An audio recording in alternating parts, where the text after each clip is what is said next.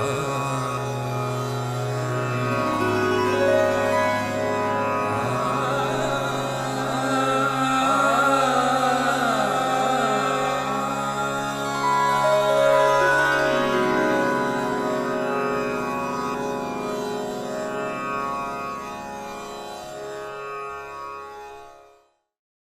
music lovers. Welcome to another episode of the Raaga Room. The word folk has a wide range of connotations, ranging from natural to native to traditional to rural, and in most cases, from the heart. All folklores are traditional knowledge and beliefs of cultures often having no written language. They are transmitted by word of mouth from one generation to another. They are the carriers of culture, social customs, and forms of behavior. A society in a nutshell, if you were to say. India remains one of the world's richest sources of folk tales. Based on the demographics, here are some of the folk art forms: the ball music from Bengal, Lavani from Maharashtra, Bihu Geet from Assam, Natu Purapatu from Tamil Nadu, Mand from Rajasthan, Veeragase Kunita from Karnataka, just to name a few. Our guest at the Raaga Room today, Shilpa Mudbi Kothakota, through her initiative, the Urban Folk Project, is in the process of rediscovering and bringing to the fore various lesser known folk art forms. Shilpa Mudbi Kothakota is a filmmaker, theatre practitioner, and vocalist born and brought up in Bangalore.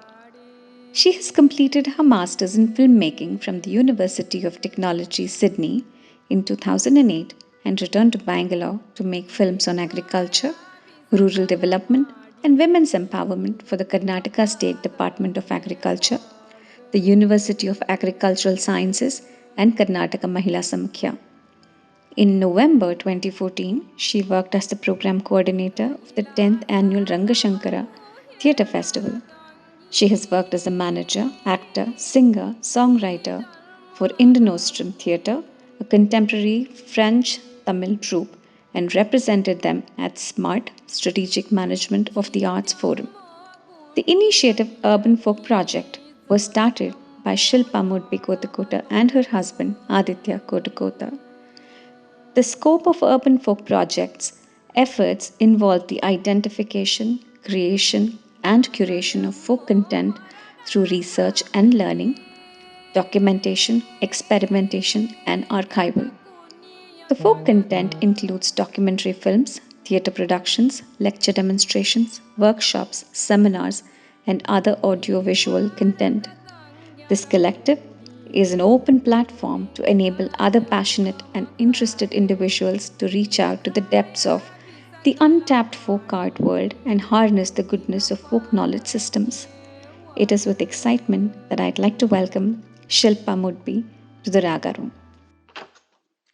Hi Shilpa, welcome to the Raaga Room. So happy to have you here with us today. Thanks, Deepa. Nice to be here. I've been so excited to actually meet you and talk to you for a really long time now, and you know that, and I have been following your work for a very long time. Huge fan, first of all, before we get started. Shilpa, you have your master's in filmmaking and you're a theatre practitioner, and you have studied and based on agricultural, rural development, women's empowerment, and the works, and now you are the voice of Yellamma. So I guess your ability to communicate and send a message and talk about the existing issues is quite powerful. So through it all, it just seems like the education that you went through and your career brought you to the space that you are in today. So do you see some kind of a thread that has kept you together through this time? That's a very interesting question, Deepa, and I think I'll try to answer it in a few different few different perspectives in mind. I think as a girl growing up in Bangalore, it's always been living in two worlds. So I've had my parents who came from my dad who came from Mudbi, which is like a small village, and then I had this city life and my convent school friends. So in the few years, like my childhood and probably early adulthood, I think what kept pushing me towards art is To be frank, because I was quite bad at studies. I didn't really have I didn't really have the I didn't have the inclination for it, like maths or science. These things scared me, and so over time, I felt like I was happier in the school choir. I was happier in the school play. On sports day, I was probably happier making the pom poms. So I think I moved towards art mainly because it was a comfort space. I shone. I mean, I went through it and I felt radiance within me and outside me and how people received me. I thought it was easy for me in that sense. And then my dad and my grandmom would say things like, "Oh, it's in our blood and it's in the Marika history." And your dad plays the Shanai and your granddad played the Shanai and he played the Hali. So, and everyone at home sang. It was a normal thing to be able to sing. So it was seen as something that we did normally. And when we went to the village, what was great about being in the village, probably back then I didn't realize it, but there were songs for everything. Like they would be giving baths to babies and singing, they'd be grinding and singing, they'd be making rotis and singing, in the fields, just getting bored and singing, talking about the sky and the stars and the birds. So there was a lot of music from where ancestrally we came from. And as I grew up, I think that divide grew because when you practice arts and culture in the city, you start moving towards putting together a band or trying to make a label or writing songs about teenage love stories or breakups and separation. So I think I went down that regular way and then slowly moved out from there to looking at filmmaking. I mean, trying to be behind the camera and imagining what it is to depict life. And so when I did my course in Australia and I came back, I was drawn to how my own culture was so exotic. When I went in, when I was studying filmmaking in Australia, we did films on Aboriginal culture and we studied Aboriginal culture. And there was a strange sense of pride with even how white Australians spoke about Aboriginal, the fact that there was culture in that land, there was history in that land. So when I came back, I think it was natural for me to kind of just make my grandmother a project and like shoot what she would say and go to the village and have her sing with her friends. So I slowly started just making films that were about rural culture and agriculture and women in villages and sanghas where women collectivized and put together plans for the rest of the village, had panchayats, parallel legal systems. So these ideas of empowerment, which created a sense of yes, there is support system in the village. There is a sense of community in the village. Like when I made these documentaries in Mahila Samakhya. Mahila Samakhya is a NGO which helps women put together small sanghas in villages. So I used to go shoot videos of leaders who had put together these large groups in the villages that then carried on and all got together. Several villages would get together and create federations. So these federations would have paralegal systems and panchayat systems. Within themselves, they would figure out what it is that their community needed. And so it was empowering to see in the city for 5 of us girls to get together and go for a movie, decide which movie and what restaurant we have to go to. It'll take us a day. Yeah. And somebody will not be happy. Yeah. But when life is slightly more simpler and the needs are more basic, that we need schools. There were women in these federations, coming together in 2 hours, 200, 300 of them would come together in 2 hours. Wow. Like one cell phone away. They would have their little yele chillas, these small bags that they tuck inside their saris. They have betel nut and chukam and all of that, right? So in that, there will be one small cell phone also. Oh. And then they come out and then they will make their calls and those calls will just radiate. Next thing you know, the person, the tahsildar there or the district commissioner there cannot move his car. They will come and lie down in front of his cars and then this is what we need. Okay, boss. So till you sign these papers or till you give us some assurances, you're not going from here. And I was God, it was so enthralling to be a part of that and feel that energy of all these women coming together and getting things done, like the boss, yeah. So I think it drew me to just indulging in their culture and what they did. And within that also there was music. When they used to sit down and put their monies together, they'd open their ledger, they would sing a song. When they closed their ledger, they would sing a song and they'd all go home. So I started recording these songs. I think the idea of recording and why I wanted to record them started somewhere there. Music, I think, was another string. In the beginning, it was just about, okay, I'm the black sheep of the family. This is what I know to do best. I can sing and dance and make merry. And over time, because filmmaking was something that I was able to do, I could, apply myself, apply to this course and go there and then apply my brains and say, yeah, this is what I want to do. I want to be able to depict um, the way things are. Not so much about fiction. I wasn't worried about how we're going to do the big, how we're going to crack into the industry and become Ram Gopal Verma's sixth assistant. I don't think I was on that line ever.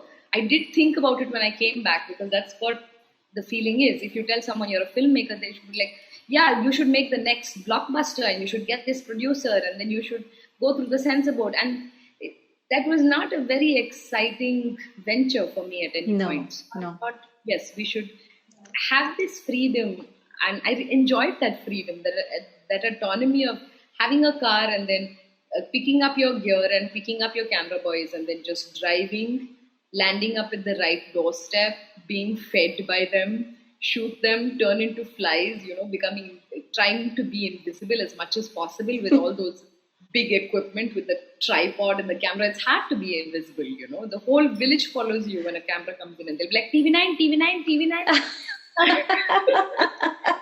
So we'll be like, yes, you're TV9. Okay, so be in your best. Or just be yourself. Yes.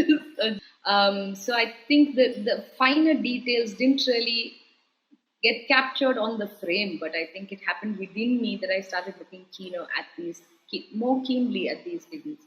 I think the last bit comes from the lack of seeing the representation of your culture, right? You're in theatre, you do English theatre, I was in Pondicherry, I was helping a Franco-Tamil director, and you're indulging in theatre also because theatre for me it's like an addiction to be on stage and to feel this control over your audience. It's something that a lot of directors kind of instill in you in a way that you kind of want that presence, and if you have that presence now, what story are you going to tell?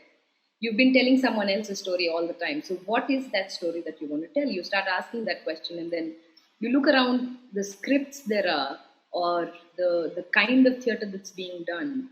It does not, even if you see something which is like a Dalit story, you see a Dalit is like a poor person who's victimized, it's not really about a Dalit person, but how the Dalit person is seen in society. So I think over time, it's also this lack of seeing the representation of your community that drew me forward to coming where I am. Why it's more important to assert what is missing in, popular culture, popular media, popular realm of what is being seen, even social media for that matter. So that's where we are now. I think that there have been different threads. There's community, there's culture, and there's music. And it all stems from the fact that there is this strange hybrid being that's born every time you as a family move from one place to another and have your children grow up in another culture. And they have a bit of that culture and have a bit of your culture, and how much you want to give and how much of that culture you want to curate into their lives. Yes. Sometimes is, how much the parents can do, how much they can afford to do, how much they want to do. But what exists is that music, which has been sung by everybody, composed by everybody. So there's no single author, there's no single anything. It's just like a collective dream that comes together. Each song is like a little capsule. It's like a collective dream that's been put together, and it needs to move with you, or it kind of becomes like this Extinct old object in your cupboard collecting dust. You're going to pull it out for novelty's sake and say, "Ooh, oh, wow, wonderful," but you're not going to really engage in it.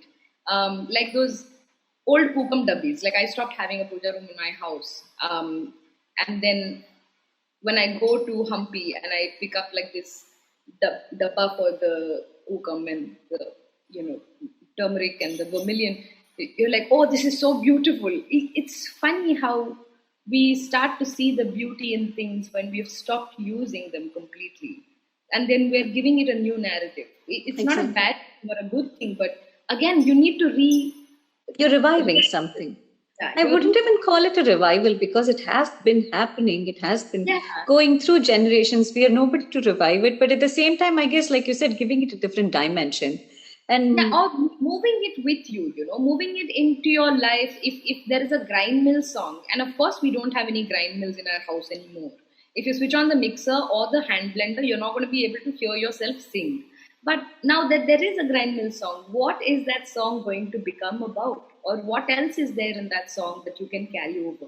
Because what is within our folk songs, folk myths, anything that is oral is the value of the fact that it has been passed on.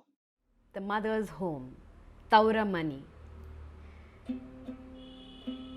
It's a story actually about a young girl married off in her early teens. Years later, after her mother's passed away, she remembers her childhood home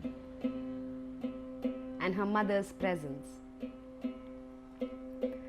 ಬಾಗಿಲ ಮುಂದ ರಂಗೋಲೆ ಬಾಗಿ ಹಾಕೂತ ನಾನಾ ತರದಲ್ಲೇ ಬಾಗಿಲ ಮುಂದ ರಂಗೋಲೆ ಬಾಗಿ ಹಾಕೂತ ನಾನಾ ತರದಲ್ಲೇ ಕನಸ ಬಿದ್ದೀತ ಮತ ಮತ ಒಂದೇ ಕನಸ ಬಿದ್ದೀತ ಮತ ಮತ ಒಂದೇ ಹೇಗೆ ಮರೆಯಾಗಲಿ ನನ್ನ ತವರಿಗೆ ತವರೂರ ನೋಡಲು ಬಂದೆ ತಾಯಿ ನೆನಪಾಗಿ ಕಣ್ಣೀರ ತಂದೆ. I remember when we started the Urban Folk Project, we started with this idea of we have to preserve things. You can't really preserve anything, and you come from this whole savior syndrome of let's save Kannada, let's save this, let's save that. Just use it and make it of purpose to you and the people around you, and engage with it meaningfully with your community, and that's the only way, I feel. And I'm hoping with that ideology I've moved forward and I've landed up here in Gulbarga, and that's what's going to kind of feed into this dream of building a space and bringing back these value systems, bringing back these folk knowledge systems into our work in some way. So it's been a huge journey, and I don't really know if I would have chosen any other direction. I feel like there are 100 directions I could have gone off in, so I'm not really sure this was the right place to land up in. But here we are, and it's an experiment, and I'm willing to kind of put 10 years on the line and see what happens, because it has got me a lot of joy kind of engaging with Yellamma, with my grandmother's culture, coming back here, listening to Kiki Pada, hearing vachanas, and it feels it's going in a good direction so far. Of course, it certainly is. Actually, when you were talking about studying filmmaking in Australia, and the one thing that I did feel is that one has to be very real to kind of identify something that is very close to your heart, and no better way than your roots, right? What you are exposed to and how real you have been while you're growing up, and what kind of experiences you were exposed to in terms of like your grandmother's experiences and those kind of things. They automatically find a way to manifest, I guess, when we have found our voice, or when we have found that confidence in us, when I guess the universe has kind of played its role and brought all the things together, and now you're like, yeah, when you were talking about I'm not going to do a Ram Gopal Varma thing because this is my thing, and you're not doing this to become something. I think it's for you, it's more like an educative experience. With every time you learn. And I was just thinking when you were talking about Shilpa, that that thing that would have happened in your head, the bursts of things, like there were so many things and you did not quite think that this is what I'm going to do when I go to Australia, that I'll come back and film on this basis. But you just went in to study filmmaking. But Right. when the idea started happening in your mind that, oh, I can use it for this, and then all of these things are coming together, and you're like, we can do this, we can do that, this is what I need to do. There could have been issues, there could have been challenges. What am I going to mitigate? That is such a beautiful journey, and there is so much of learning in Mm. that.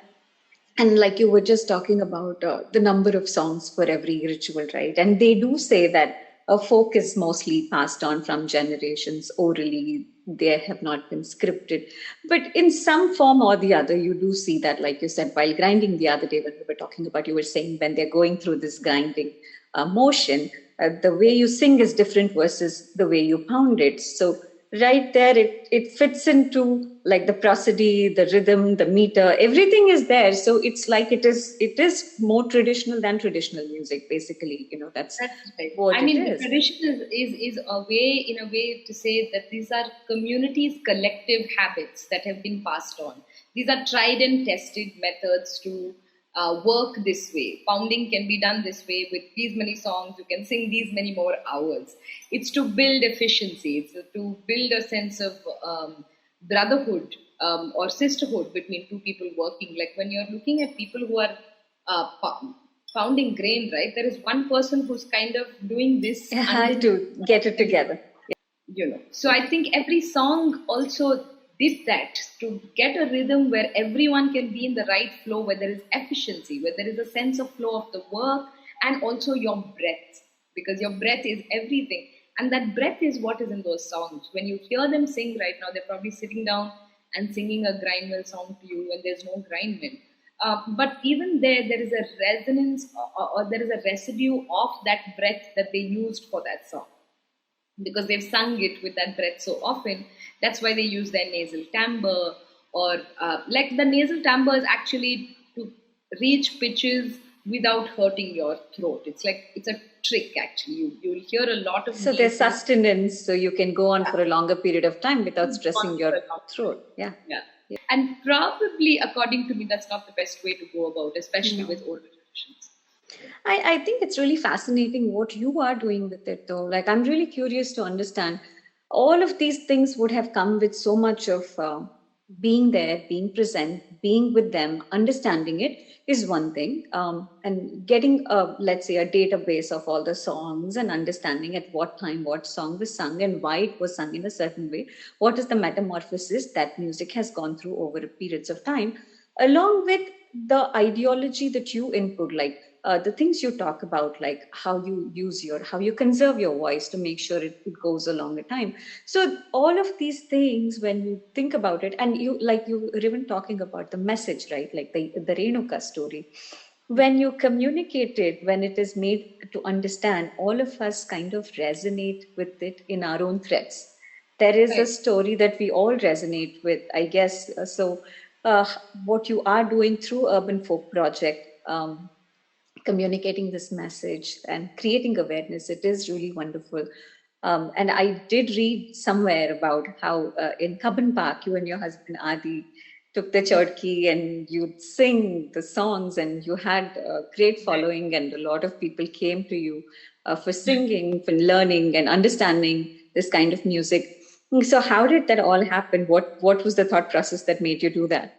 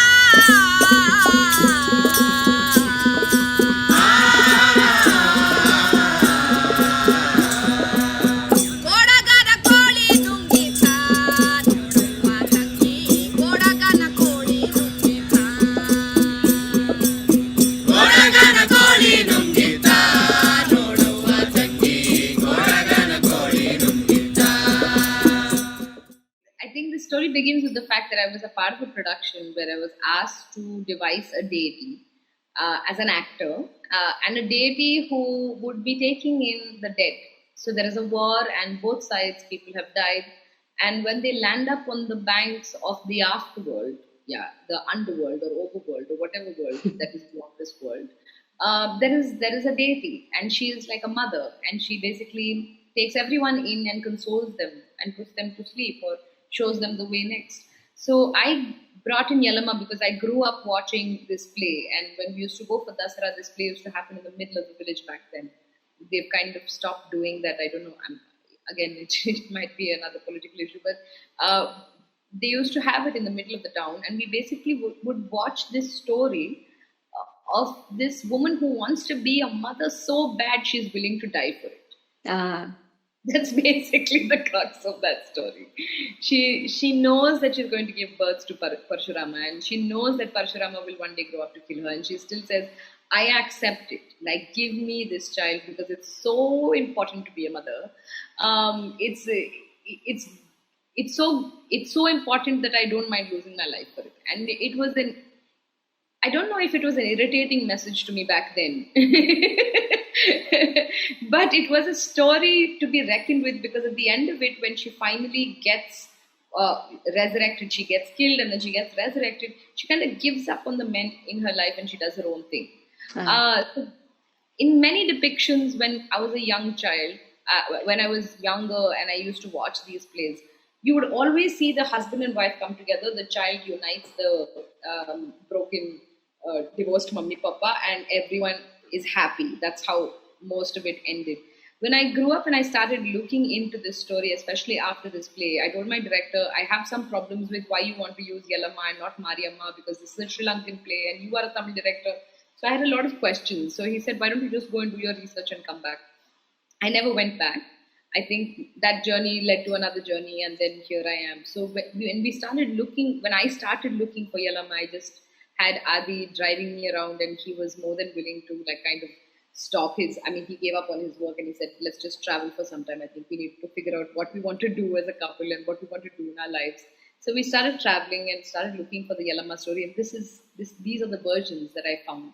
And those are the immediate attachments, I think, for me to understand that Yellamma's story varies so much from 200 kilometers, or you travel 100 kilometers maybe, and it's changed. Every community, everywhere the story travels, some community or another, or one person or the other asked, but why not? But why not this? But how come? Why did she not do this? So somewhere questions are being answered, new characters are being fit in, their deities are entering the story. So something magical starts to happen with this story, and then you start to see that every story can be a representation of anybody who has accepted it and practiced it. So who practices it? Actors do, Jogatis do, who sing the songs. They are the practitioners have that power to change that story.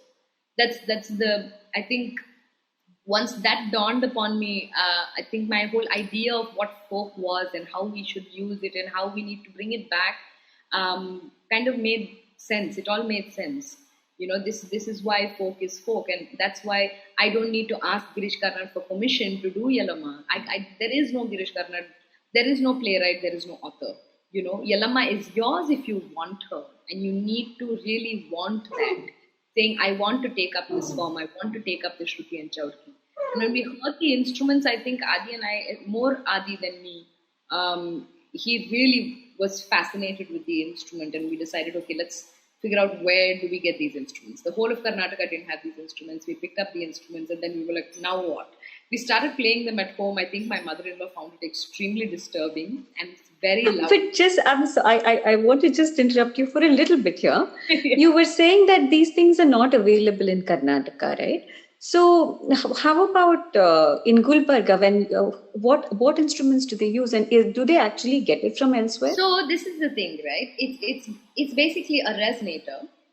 There are two resonators. That's the pair instrument. The big resonator is usually used for the Shruti, which is the long string, one string instrument, and the other one is a percussion instrument. So when we started looking at these songs and we learned these songs, we kind of said, okay, what are we going to do? And because we were trying to play them at home and because they were really loud, we thought we should try and talk about the songs and just speak, just sing the songs, And to be able to sing the songs, you'd have to find two or three people. So I started going to the park to play these instruments because they were not easy to suddenly pick up. And I didn't really want to disturb my mother-in-law anymore. She's like, it's too loud for the house, and the windows would start rattling after some time. If you Wow. Wow. Yeah. So they were not made for the indoors, So much about the instrument tells you so much about what geography it comes from, or where it can be played, or what it's for. And these are instruments used to busk. So if you're begging, you can't be soft, you need to be loud, you need to grab attention, and that's how they're made.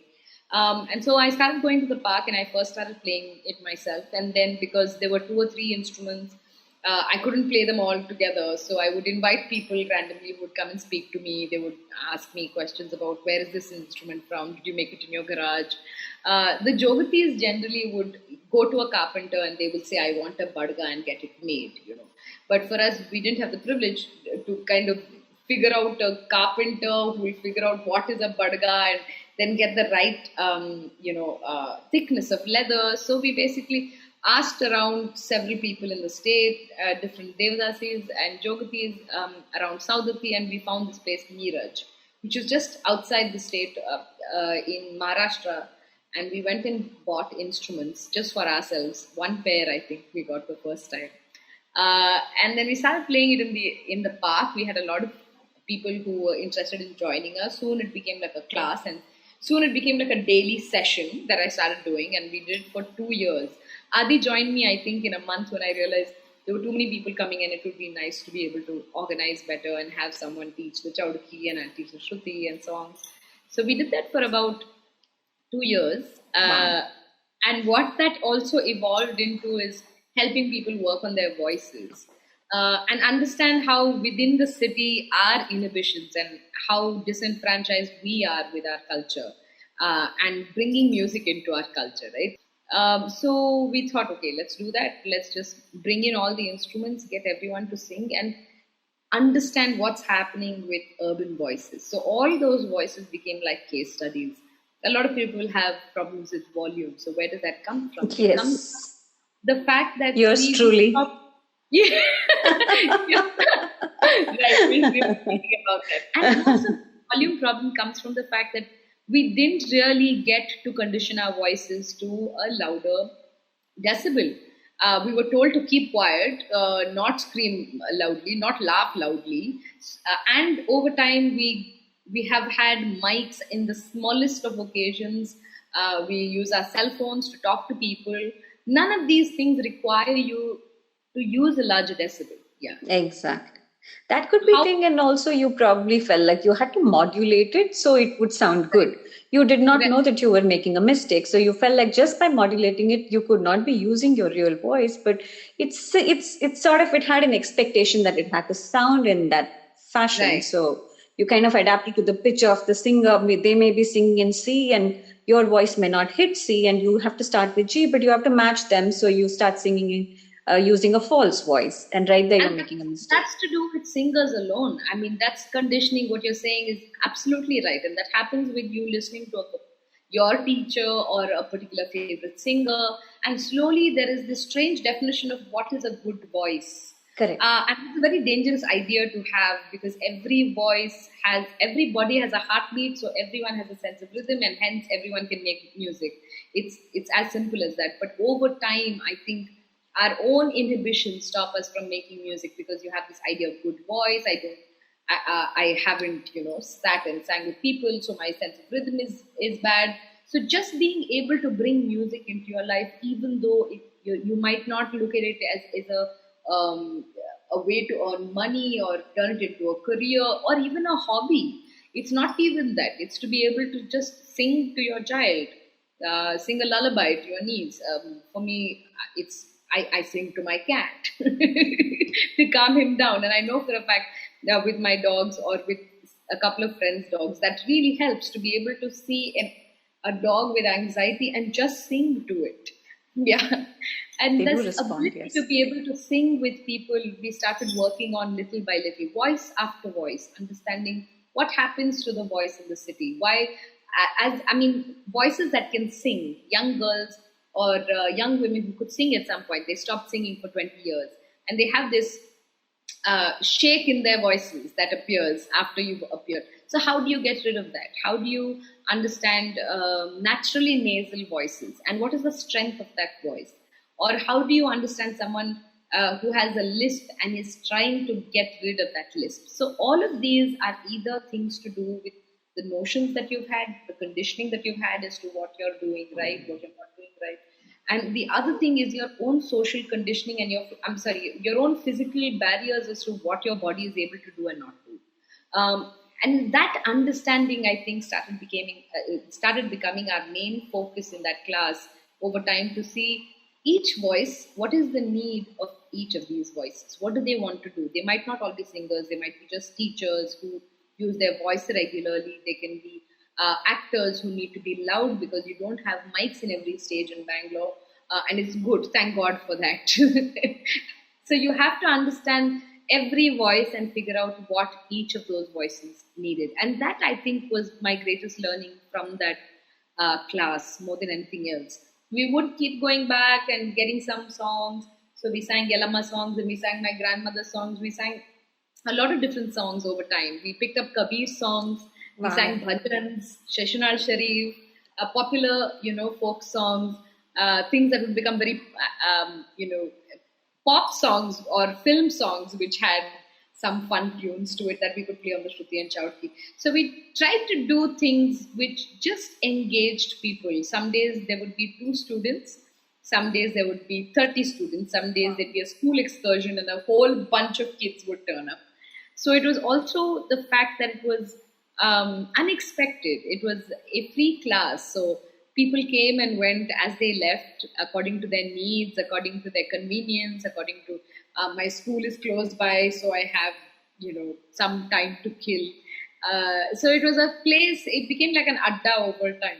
We took a space in Cubbon Park, and it was some days, if it was just people who didn't want to sing that day, it would be a session nagging about, I don't know, some institution, the government, anything, So it's important to create spaces to be able to share, and that I really miss right now. I'm trying to recreate it here in Gulbarga with a couple of kids, but it's not. It was a natural thing to do. I felt I started learning the instruments myself, and then we shared it with other people, and then we made a session out of it. Some amazing things happened. Some lovely people turned up in class and made it extra special. Like, there were a lot of children who would turn up sometimes, and it would surprise us as to how quickly they would pick up these instruments. The older people, they'd be scared of these instruments when they see them. They'd be like, okay, what do you do and how do you hold your hand? But the kids would just watch you for some time and say, okay, pass it, like, let me try. And some of them would be so good at it. It reminded you why it's, again, important for us as children to explore our voices, our sense of rhythm, our different ideas of art, not to basically tell them that Western music is great and Indian classical music is great and the rest of it is all just a hobby, you can sing it once in a while, or you can exoticize it and tokenize it, things like that happening with our children. It's so important to let them experience different things. Exactly. So I think those are the experiences that made our work stronger, to try and say people can bring their songs and sing it. Try and change the songs. We had someone who was a Bengali, and she wanted to rewrite some of these songs in Bengali. And that was an interesting idea to see. When if you don't look at yourself as a principal or an authority on something, you will allow it to move in different ways and just watch what wonderful things happen from it.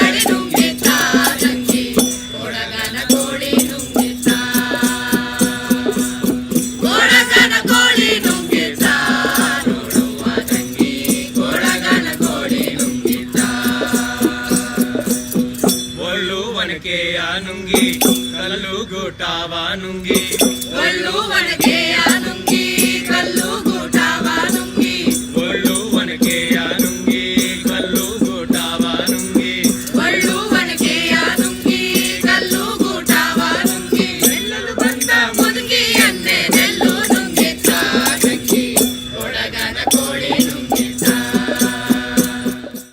You have, I don't know if I should, if this is the right way to put it, you have devised your own curriculum when you do teach, right? Now you teach in Gulbarga.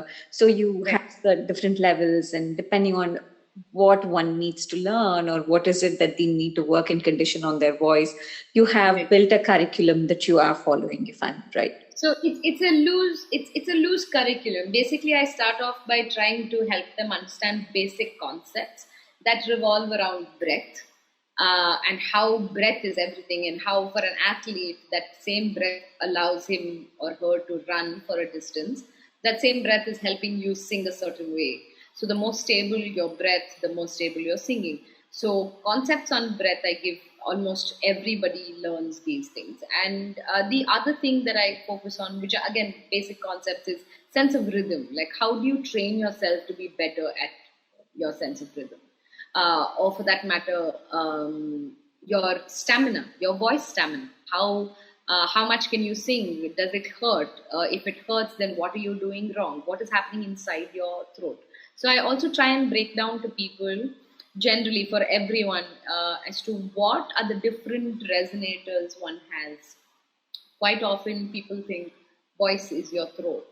Everything is coming out from this genius body, and that's all it is. But even though they sat through their physics class and they understand sound is like a resonance, it's like a vibration, it travels through air, all of that is there. Yes, it's in our head, but we don't really understand that that's happening in our body as well. And that resonance is different in different parts of our body. So we use different parts of our body to increase that vibration. So if you don't allow your chest or your back to resonate, that means only your head is doing all that volume building for you. Otherwise, what is voice other than just breath coming that vocal cord? You know? It's very constricted. The real thing is not really coming out at all. So quite often it helps to break down to people that it's the head, it's the back, it's the chest, it's your shoulders, it's your diaphragm, it's your spine. All of these things help you be a better singer, or help you better vocalize in a way that you want to. So then I think the curriculum kind of, that is basically what I teach everyone. And then kind of zone in on people who are really pushing to do something with their voice. Then you can look at their voice like a case study and figure out what are the other voice profiles I have heard similar to that, what are the problems that they had, what is the best way to remedy this.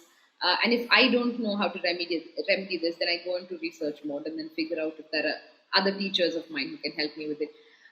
So definitely that's helped. Having more people learn from you helps you to build this repertoire of voices in your head, to see what works. Because every voice, I think, has an optimal way of singing. Yeah. Which you have to reach, and a lot of it is you figuring out what is working, what is not, what is restricting. A teacher can't really go into your body and operate, but if you have a good teacher who's listening and asking you to listen to the right things, then I think there's space for improvement for anybody and everybody, actually. When my grandmother is close to 90, she's in her mid-90s now, and she's still singing, and she's still pitch perfect, and she's still got a great sense of rhythm. And it's probably because they've used their entire body for that rhythm. They've worked in the fields, they have found that grain, and that rhythm is almost, it's life and death for them. It's not just about performance, and it's not just about showcasing something. It's about the entire body falling into sync to be able to do something. So I feel that's why they're great at rhythm, because they didn't approach it as wanting to be musicians or artists. It's holistic, it's imbibed, it's so we're doing something backwards from what people did back then, right? Good singers or good voices from from the yesteryears, or in the village even now, hardworking men who are able to sing a certain way. When you look at their bodies, they are a certain way because of the work that they did. Now we don't have those bodies, and we haven't worked like them to have strong backs or strong diaphragms. So that's where the rest of the work comes in. To look at a singer or to look at a voice and say, this is what this voice means. So let's start building this body. Let's start building the diaphragm. Let's start building the spine. Let's start relaxing those shoulders. Let's see while they're singing what they're doing with their neck and cheeks and their face. How much are they opening? How conscious are they? A lot of singers I know have to just open their mouths and sing. A lot of them find themselves looking ugly. Like the younger ones especially, they'll be like, "No, no, no, no." Like bye tegdu hadu illa hingella madlak baralri. I can't show all my teeth. Because my grandmom has this thing. When I was younger, she would tell us, nago hengsig number tu alo gandsig number. Yes, I've heard that too. It's terrible. It's terrible. And I'm thinking now it's changed over time. I've heard her telling her friends, you should see my granddaughter. She'll be amongst men and she'll be laughing. Cut, cut, cut, cut. So there is a sense of pride about, or she takes her space amongst men and she's carefree about it. But before it was not like that. It would be like, why are you laughing so much? There are so many men in the house. Over time, Yes, I think. yes. They did not want you to get So noticed. it's important for us to condition them. Yes, Nothing is forever, and even their notions and thoughts have over time changed. Probably she'll be like, no, I have not changed at all. My grandmother, she can be very difficult. So she'll be like, no, I haven't changed. But the amount of change that she has gone through and the change that I have not seen that she's gone through, it's again within all those stories when we were younger, or from what my dad tells me of the kind of trouble that she had to go through to send him to school. It's that. It's about figuring out what is this family history about. Because it's not very old. For us, it's not too many generations that we have a track. It's probably 3 or 4 generations. And before that, nobody knows what happened, But we didn't come down from the sky. So it's about understanding why it's harder for people of the margins to track their histories. Because there's so much migration, there's discrimination, there's being kicked out of the villages, there is a lack of, there's a breakdown of support to a point where your own people don't want to associate with you. So all of these things kind of add to the study of folk and the study of communities. You can't, like someone recently asked me, why is your work so much to do with caste? And there is no folk culture. You can't study folk culture without studying caste or community.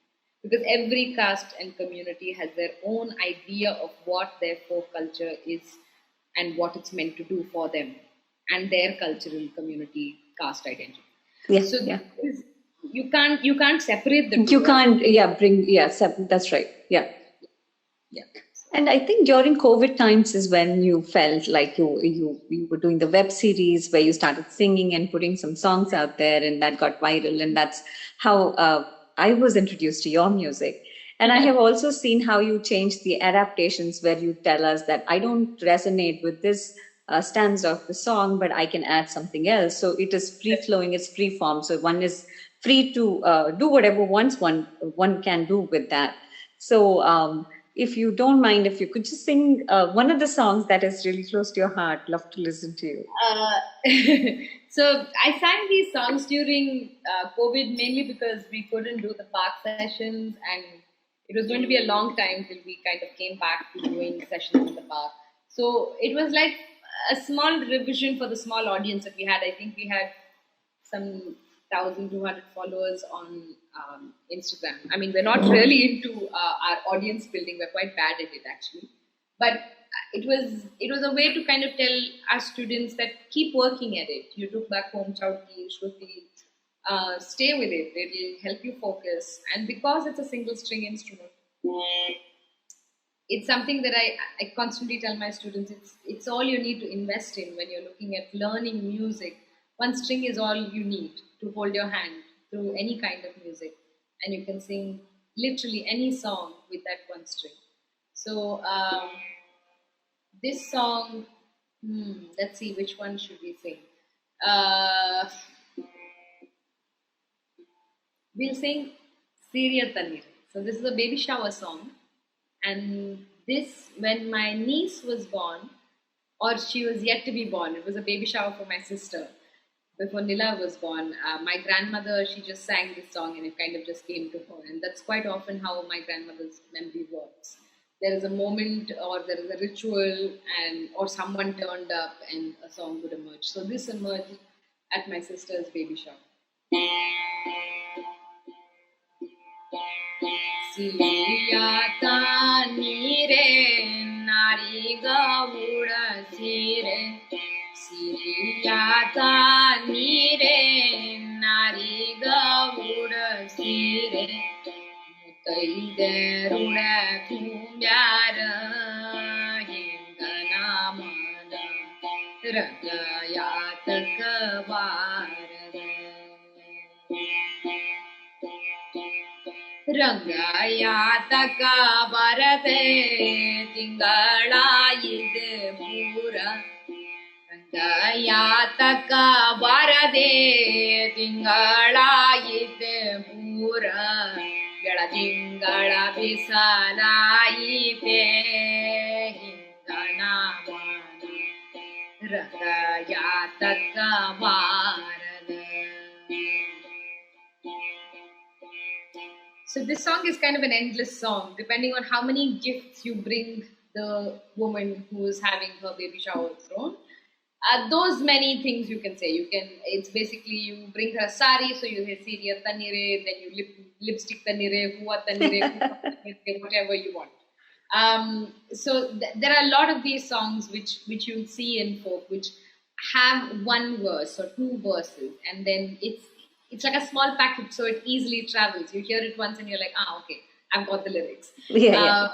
And then you just have to change one word, and it'll be the name of who all came to your wedding, or it'll be what all did we bring the bride, or like this in a baby shower, what all did we bring the girl who's going to be a mother.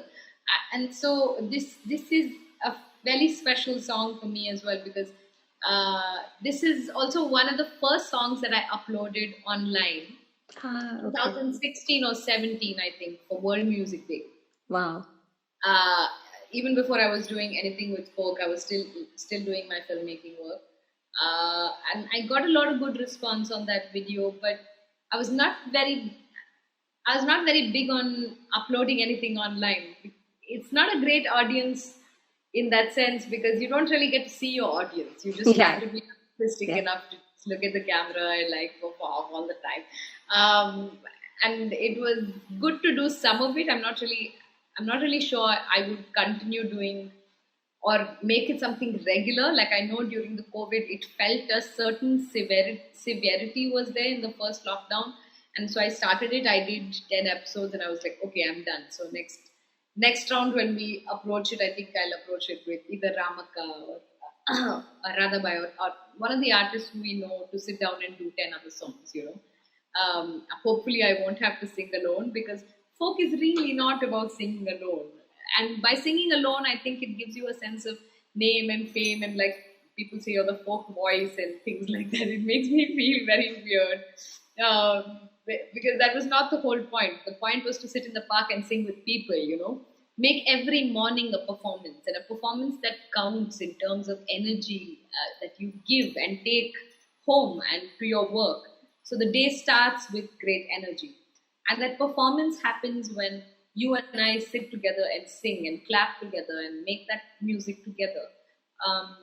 So singing by myself is not my favorite thing to do. But since the COVID, I guess this is how we've been. Like, just No, but I do not think that you should stop it at all, because we have all immensely enjoyed listening to you sing. And although you do not subscribe to singing alone, you really should. Because I guess, like the one thing that I see about you is that you are a very powerful communicator, but you do not really exert that influence on what you are working. You just become their voice. You just blend with them, you understand them, you get to the grassroots of it, and the amount of research and work that you are actually doing is commendable. So, and that is the only way that it reaches to the rest of us. So I guess, the more you upload, the more we will enjoy. And every one of your songs on YouTube that I have followed, and Ibaraka Tangyara, that was one of the songs that I really, really loved. That was running on a loop in my house for a very long time. That's a crazy one, I've collected that song over 3 years, Deepa. My grandmom knew 2 verses. That's all she knew. And then it turned out to be my aunt's song. So my aunt gave me 2 verses. And then my cousin actually remembered a few more verses. So we still don't know if any of the songs that I sung are full or half or 3/4 or no idea, right? Whatever's in her memory is what we've sung. This one was really a collective family effort, Ibbarakatangeru. And when knowing this song for almost, I've known this song for more than 5 or 6 years, but I never knew what it meant, who these 2 sisters were. Yeah. And so my cousin broke it down to me, and it was really like, wow, what a crazy song, right? Can you just sing 2 lines and also talk about it, please? Yeah. Ye Barakatangyara Gudi Gurulinga Jangama Ghade Ye Kaya Visakala Madi Guruvina Padake Ward Ye Stella Susita Gada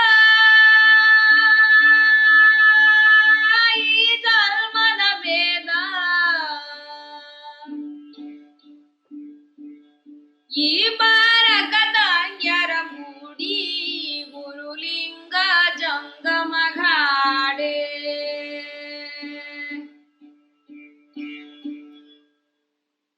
Ibarakatangeru here is 2 sisters who are grinding.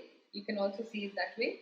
Or you can see it as the body and the soul. So you have the body and the soul coming together to be able to do this action. And that Chakki itself then becomes the linga, and you're praying to the Lord. So it's not just work, but work is worship. It's a very bhajana kind of philosophy within that song. Each of those verses within this song talk about truth, about consciousness, about how Nirgun and Sagun come together. So there were such complicated concepts for me because I was really not in this realm of picking up vachanas, and suddenly there was a folk song which was also a vachana, which was also from a place was a place close by called Navadvi, and there is a saint in it. The last verse, Navaragi Madadaga Gurudeva Reva Paya Tengina Nira Haradave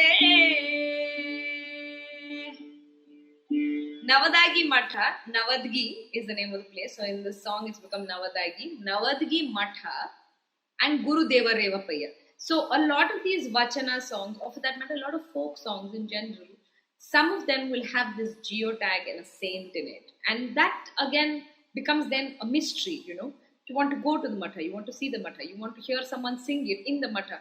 And you might not find it. Quite often, it's a song that has been sung, which has been heard, then has moved into becoming a work song and then gone missing from its original place. And now continues to live in this realm. And now suddenly, because you found it, you have this new renewed responsibility of taking it and placing it elsewhere and making it come alive again. Because when you hear it, you know for a fact, you don't want to take the credit away from the women, but it's not composed by working women. This is someone who has sat under a tree and found enlightenment and kind of decoded some secrets to life and has put it in a song. And that's also a wonderful thing about how differently they organize too, right? Based on and what do you mean in the sense organized? When you're talking about like there are work songs and then there are these songs that have a higher purpose or a higher a meaning to it. When you talked about, you can either look at it as two sisters, or you can look at it as a mind and your body and Yeah. your soul coming together. So that Yeah. requires, like you said, some kind of a higher calling, so were able to align yourself with and write about it. Because if the song does talk about grinding, I mean, you can't miss the fact that it actually talks about two sisters sitting together and grinding. It might not have started out being a grinding song, but here it is, the action, the metaphor, and the symbolism of what is coming together to make this work happen or this life happen. Um, and that kind of objectivity, I think, this is this is the wondrous thing about this region, because it's full of movements. At some point, you had the Devadasi movement. You had women who walked out of their houses and held the power, the positions of power. And then at some point, there is the Vachana movement, where there is a movement for a casteless society to Yeah, kind of go out and say we're going to resist this, and we're going to resist it by building our own temple. And it's not a temple of gods, or it's not a temple of ritual, but it's a temple of experience. I mean, that is profound, and you exactly. have thousands of people from coming across South India, trying to see who this Basavanna is, or what is this mandir like, and what is this temple of experience. So there are people who have come to this region, left wonderful literature, sang wonderful songs, left behind these oral traditions. Some of them stayed probably oral, some of them mutated into something else, but the ideas have permeated. And even within their most simple songs, you will find ideologies and perspectives that suddenly shock you, that make you Exactly. realize there's more to this than just some people trying to function, have efficiency in work. It's definitely more than efficiency in work, certainly. So all of these songs are actually like little mystery boxes, because sometimes you decide, do you want to open this? Do you want to go down this? Do you want to open this present, or do you want to go down this rabbit hole, whichever way you want to see it? And then you never know. You might get attracted to this one saint or this one matha, and then there is this one band, and hence you've landed up in another form. It's huge. You just cannot really put it all So in a it's box. completely It's research, I huge. think. Quite often, I'm telling myself, I do call myself an artist researcher, but most of my research is not what academic world sees as research. It's about turning into living archives, receiving archives around you. Your grandmother is an archive, your aunt is an archive, your mother is an archive, for the number of songs they hold, for the number of rituals that they have been told, and the processes that they follow. They're all archives on their own. So, unless you decide to be an archive yourself, a living archive yourself, and put these practices into your body, they are simply going to perish. That is Uh, true. that, that's basically the bottom line of it. If you look at a fort and see why is it not taken care of? Why isn't there a ticket? Why isn't there a board saying this is the kitchen? Maybe if you just continue to use it as a kitchen, you wouldn't need boards. Exactly. So yeah, that's all you have to do sometimes. Yeah, Yeah. there's nothing great about.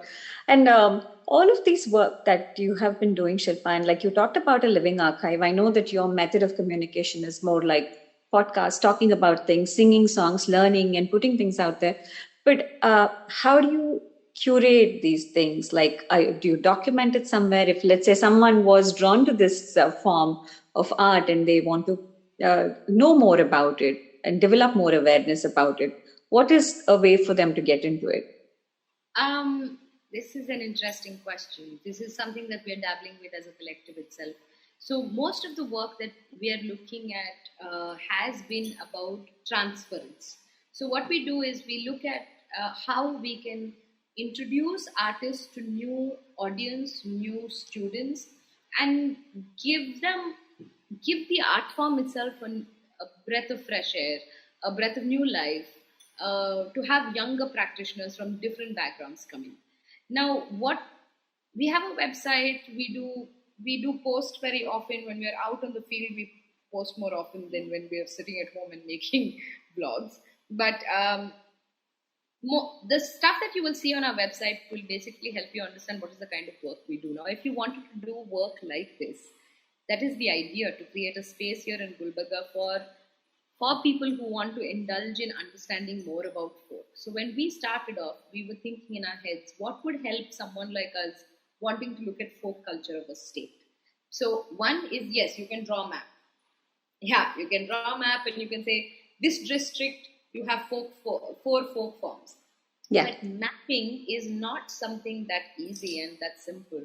And also imbibing any art form from any part of Karnataka is also not a sensible thing to do. Say, for example, I went to the coastal. I've been to the coast. We've seen Yakshagana, we've seen Bhutakol. I mean, we've seen Nagamandla. We've seen a couple of very interesting rituals. Now, it's not easy for me to be a non-GSB or SB or whatever those factions are. You can't be from outside that community and say, I want to learn how to do this ritual. Correct. Practically impossible. You have to have some sort of connect, and that's where my grandmother and the Kannada she spoke, and hence the Kannada that I speak, is a saving grace.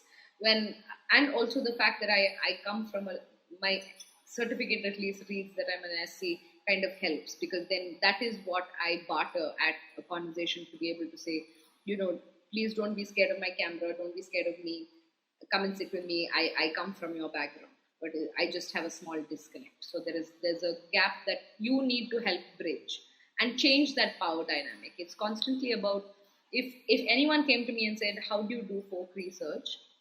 I will say, eat people's heads.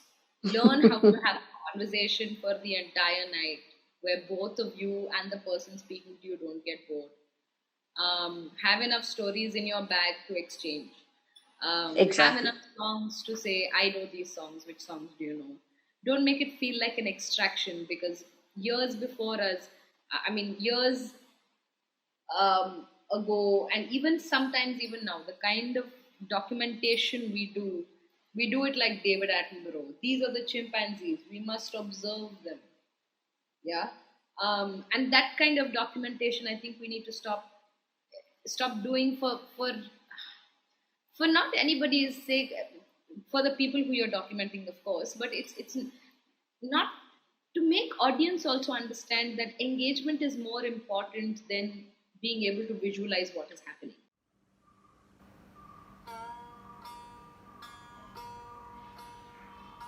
ಬಿಟ್ಟಿತ ಗಾಳಿ ಹಾರಿದರವ ಧೂಳಿ ಹೆದರಿತ ನನ್ನ ಜೀವ ಎಂತ ಚಂದರಾಮ ಚಿಂತ್ಯಾಗ ಬೆಳಗಾಗೆ. That's about it. That's the main chorus of the song. And this is what it means. ಬಿಟ್ಟಿತ ಗಾಳಿ, the wind is blowing. ಹಾರಿದರವ Dhuli, the dirt is flying. ಹೆದರಿತ ನನ್ನ ಜೀವ, I'm scared, I'm getting anxious. ಎಂತ ಚಂದರಾಮ, the moon is so beautiful. ಚಿಂತ್ಯಾಗ ಬೆಳಗಾಗೆ, in my worry I shall see the sunrise. So like you were talking about you meeting people, exchanging stories, and you had a story and you talk about, and for them to feel comfortable, it's not like they have on top of their head, these are the things that I will tell Shilpa. But when they sit back and think about, there could be something that is hidden or dormant that just comes out. Hey, this is what, I hadn't thought about this. This has been there. My grandmother used to sing it, so let me try singing it for you. So things like that could come out too. When they're comfortable, you have to give them the space to feel comfortable so they can share it with you. It's about creating that space of comfort, and that happens not when you bump into them at an award function or you've called some folk artist from some village here in Bangalore. It's not about sitting and having a conversation there. It's about saying, I would love to come to your house, I would love to eat your food, I would love to be with you for a day and hang around in your farm, and then ask them, and then it will be a very, very different response. Because unlike us in the city, if someone said, I would love to come to your house for food, I'll be like, who invited you? Let me check my calendar. I will let you know about that. But it's not like that in the village. I mean, farming women or women who are in farming households have that power. They're annadatas, they're annapurneshwaris, all of Yes. them. The Yes. joy that they have about of feeding people, I don't think we'll ever have, because we don't grow that food and we buy it from a store and we've spent fuel to get to the supermarket to get it. So it's a very different relationship to food that they have. So I think for me, it's always been go to a house, eat, and if the Ajji or auntie is willing to oil your hair, that means she's willing to tell all. So it's really kind of, I've had my own little things to say and things to do to kind of test how far I've come, how many questions I can ask her, how long can I keep her up, or will she be willing to have this conversation without her, without her husband around. Those kind of things. I think I started to figure out some patterns while I was doing documentaries, but now that I'm not doing documentaries, those patterns have also kind of faded away. I feel with teachers, it's a very different thing, because when you have talent, you come from the city, you have your own presence, and then you go to a folk artist who have their own standing. Then you say, I want to be your student. There's also a notion of she's here to come and have her name pasted all over this. Yes. Yes. And that, I think, takes a much longer duration and also a different strategy, to say,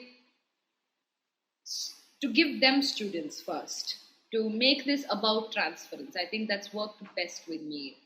To let Ramaka know that it's not just you and me that are going to hang around and sing forever. It's not about us building a set or me teaching your songs and building a set. It's about you teaching 20 other kids the many songs that they can go and do whatever they want to do. Yes. Their own. That's what it's all about. And if I'm going to play this role, and I'm not going to say I'm going to find this marketable way of dealing with this, then it's to say I have to find the funds, I have to find the grants to be in this position and say I'm going to be that bridge. That I'm going to bring people together, and the productions, if I have time within all this, I might do my own, but mostly to hold space for artists and new students. Artists, more students, more artists, and artists to feel like they are lecturers and professors in their own fields, to build that social dignity where they feel like, of course I can teach this is mine, right?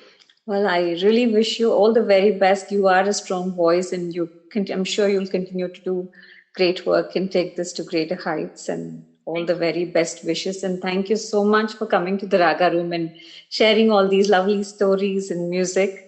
And what you just sang is going to ring in my mind for a really long period. Shilpa, thanks a lot. I hope we can sing it together someday, Deepa. I would love to. I would certainly love to. Thank you so much, Shilpa. You have a wonderful day. You too, Deepa. Bye. Bye. While it's important to understand and appreciate these hidden art forms, it is also our responsibility to create awareness within ourselves and our society to keep these traditions going from one generation to another. Initiatives like Urban Folk Project believe in creating art by using what we know and exploring the connections that can be drawn by bringing together folk and the other contemporary art forms. We thank you for joining us on this episode at the Raaga Room, where the soul listens as notes speak. Thank you and have a wonderful day.